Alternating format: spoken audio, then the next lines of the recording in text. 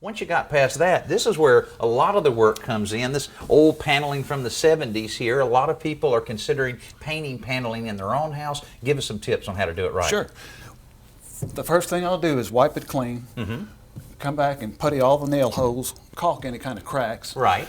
Use 100 grit sandpaper to rough the surface up. So instead of smoothing with the sandpaper, you're actually kind of roughing it up so that you get that adhesion that you need. Exactly. Yeah. And what I'm using here is a tinted 100% acrylic latex primer. Okay. And that will bond to the sanded paneling, and then it'll be ready for the finish coat after finish that. coat. Well, I'll tell you, the primer tinting it a little bit like that really does make a difference in terms of having that finish coat covered up real well. I know that's a great tip to go with, but I know that after you do all of that, you still have kind of a different approach on the trim. That's correct.